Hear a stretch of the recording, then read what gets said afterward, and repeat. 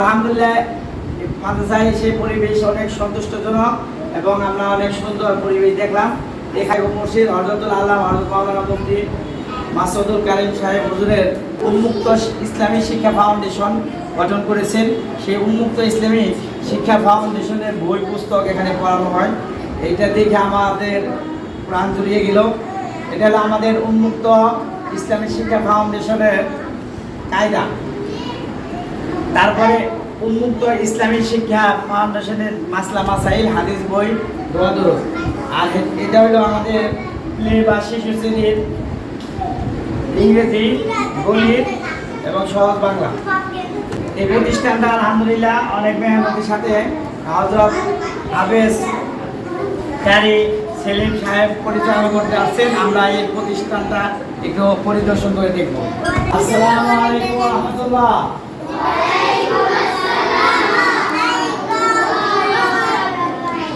কেমন আছেন আপনারা সবাই? এটা হলো আমাদের আব্দুল আওয়াল মাদ্রাসার মক্তব এবং নাজেরা বিভাগ। এখানে নাজেরা এবং হেফজ বিভাগ। এখানে আমাদের সামনে ছেলেরা আছে।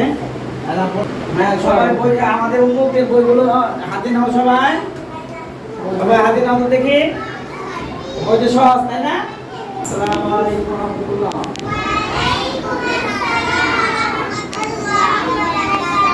ভালো আছেন আপনারা? আপনারা কি পড়েন? মাশাআল্লাহ। তো আলহামদুলিল্লাহ আপনাদের প্রতি আহ্বান থাকবে, দাওয়াত থাকবে। আপনারা যারা এই খাপাড়া সংলগ্ন এবং এই নতুন বাজার, কাঁচা বাজার সংলগ্ন যত ছেলেমেয়ের অভিভাবক আছেন, আপনারা এই প্রতিষ্ঠানে আপনাদের ছেলে মেয়েদেরকে ভর্তি করাবেন ইনশাআল্লাহ। আল্লাহ তাআলা এই প্রতিষ্ঠানকে কবুল ও মঞ্জুর করুন। নাম আব্দুল আওয়াল দারুল উলুম দমি মাদ্রাসা। মাশাআল্লাহ, মাদ্রাসার পরিবেশটা আমি দেখলাম অনেক সুন্দর। আপনাদের ছেলে মেয়েদেরকে আপনারা এখানে ভর্তি করবেন ইনশাআল্লাহ। এখানে লেখাপড়ার মান ভালো এবং এখানের পরিবেশও আলহামদুলিল্লাহ অনেক সুন্দর। নিচে কাজ করা এবং নিরিবিলি নিরাপত্তা, 100% নিরাপত্তার সাথে এবং উস্তাদদের নিগরানিতে অল্প কিছুদিনের মধ্যেই মক্তব শেষ করে হেফজর উপযোগী করা হয় এবং স্বল্প সময়ে হাফেজ কোরআন হিসেবে গড়ে তোলা হয় এবং বিশ্বমানের, আন্তর্জাতিক মানের হাফেজ হিসেবে গড়ে তোলা হয়। আমরা এই প্রতিষ্ঠানের উত্তরোত্তর সমৃদ্ধি এবং সফলতা কামনা করছি। আল্লাহ তাআলা এই প্রতিষ্ঠানকে এবং এই পরিচালক সাহেবকে দিনের খাদেম হিসেবে কবুল করুক এবং কিয়ামত পর্যন্ত ফয়জ ও বরকতের ধারা অব্যাহত রাখুক।